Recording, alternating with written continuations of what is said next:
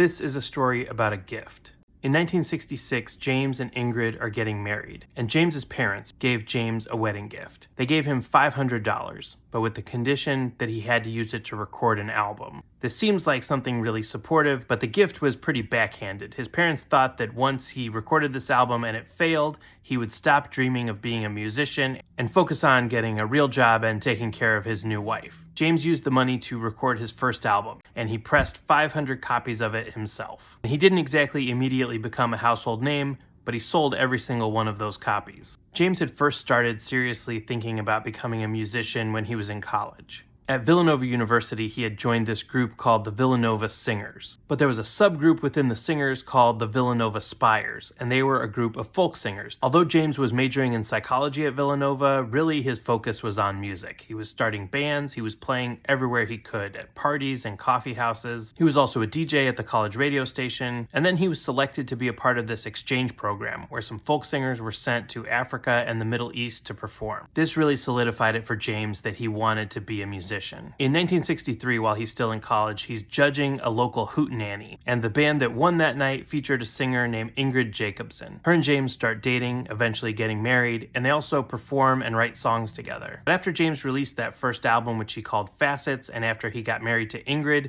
he went and joined the Army National Guard. He was worried about getting drafted, so he thought that volunteering for the National Guard would prevent him from getting sent to Vietnam. But James hated it. He had a real problem with authority. He couldn't follow the system. He actually ended up having to do basic training twice. And worst of all, for an Italian American, his basic training was in the South, and he said he couldn't get any good pasta down there. After he comes back, James and Ingrid start performing together. And in 1968, they get convinced by this old college friend named Tommy West to move to New York City. When Tommy was a student at Villanova University, he had been the conductor of that singing group, the Villanova Singers, and he had actually auditioned James, and they became lifelong friends. Tommy helps James and Ingrid get signed to Capitol Records, and in 1969, they put out an album together. But unfortunately, the album is a commercial and critical flop. James and Ingrid get burned out on the New York music scene, and eventually they decide to sell everything they own except for one guitar and go back to Pennsylvania. They live on this small farm and just try to survive. James works construction, works as a truck driver, works as a teacher, but of course he's still writing songs and performing almost every night. His parents, of course, still want him to get what they consider a real job, something where he'll get a pension. So they go back to Philadelphia, and James gets a job selling airtime for a radio station. And then in 1970, Ingrid gets pregnant.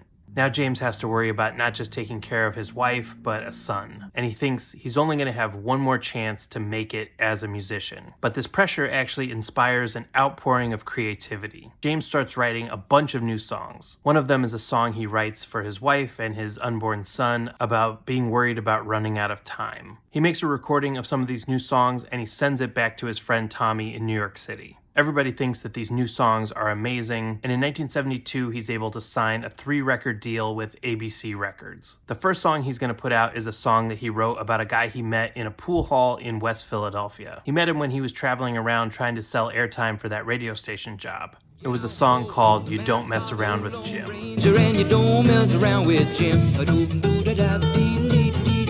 The song also became the title track for the album, which was fitting because James also went by Jim, and it became Jim Croce's breakthrough record. The single became a top 10 hit, and the album went to number 1. That song that he had written for his son, called Time in a Bottle, was also a hit off the record. In 1973, Jim Croce put out another successful record called Life and Times that featured his first number 1 hit single, Bad Bad Leroy Brown. Jim recorded another album in 1973 that was called I Got a Name, but unfortunately, before that album could be released, Jim died in a plane crash in Louisiana. All 5 of the other passengers on board, including Jim's guitar player Maury, also died. Jim Croce was only 30 years old. His son AJ not yet 2. After Jim's death, his song Time in a Bottle, with its themes of mortality and making the most of the time that you have, resonated with people in a whole new way. It would end up becoming his second and final number 1 hit. Jim Croce had only released 5 albums, including the one he had recorded with that wedding money, but he knew that he had a gift he wanted to share with the world, and he wasn't going to give up until he gave it. But there never seems to be enough time to do the things you want to do once you find them. I looked around enough to know that You're the one I want to go through time with.